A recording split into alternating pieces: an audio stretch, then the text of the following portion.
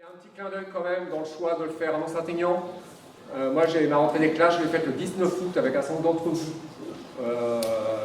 témoins d'une espèce d'infamie qui s'appelait l'expulsion des occupants de la ferme des Bouillons, témoins d'une infamie portée, assumée par les services de l'État pour finalement mettre hors jeu, mettre hors circuit, mettre hors d'avenir ceux grâce à qui cette ferme elle a été préservée. Donc on est à Mont-Saint-Aignan, c'est ici, c'est un peu plus haut.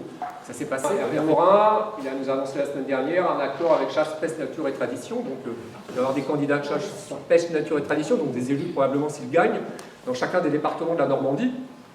Je pense que le modèle qui l'inspire, c'est sans doute celui du Nord-Pas-de-Calais-Picardie, où le candidat Xavier Bertrand de la droite aux élections régionales a expliqué que s'il gagnait les élections, l'environnement serait confié à un chasseur. Voilà, amis naturalistes, amis tout ça, amis écologistes. Je vous invite quand même à prendre la mesure de quand même ce que ça change. Vous voyez, aujourd'hui nous avons Véronique Bergovoy et demain nous aurons chasse, pêche, nature et tradition.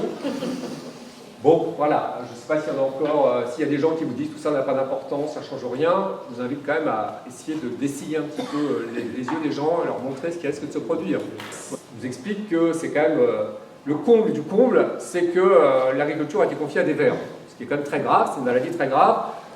C'est sûr que s'il y arrive, on peut penser que l'agriculture sera redonnée aux amis de Xavier Belin, la profession agricole bien conventionnelle, à tous ces gens qui finalement on dirige la politique agricole depuis 30 ou 40 ans et qui conduisent les agriculteurs dans le mur où ils sont aujourd'hui. Voilà, c'est ça quand même qui est devant nous, qui est en jeu dans l'élection. Je ne veux pas non plus entrer en campagne sans souligner ce sujet-là. Parce que notre capacité à faire vivre, à convaincre, à entraîner autour d'un rassemblement écologiste et citoyen, c'est un des meilleurs moyens d'empêcher la victoire de Morin. On a une chance formidable, c'est tout simplement la Normandie.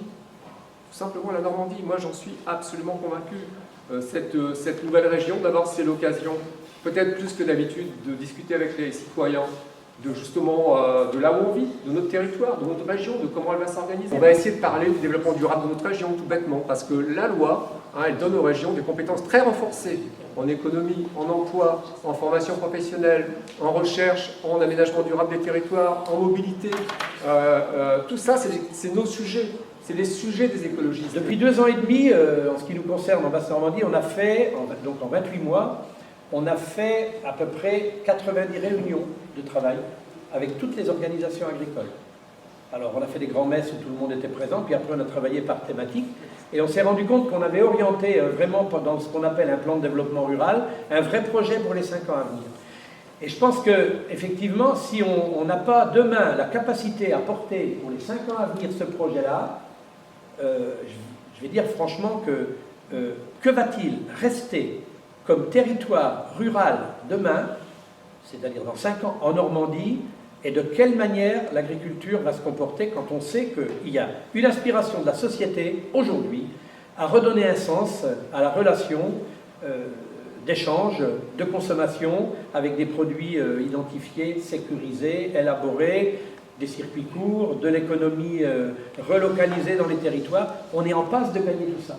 Nous tous ici, on n'est pas que des élus, parce que souvent, certains considèrent que c'est un métier, et je crois que c'est important qu'on le rappelle, ce qui nous différencie aussi, entre autres, il y a beaucoup de choses qui nous différencient des autres partis, des autres campagnes, c'est qu'on est avant tout un des citoyens engagés depuis longtemps. Ça sert à quoi cet engagement? Pourquoi concrétiser l'écologie en termes politiques? Moi, l'écologie, vous le savez peut-être, elle fait partie de mon quotidien, c'est ma vie.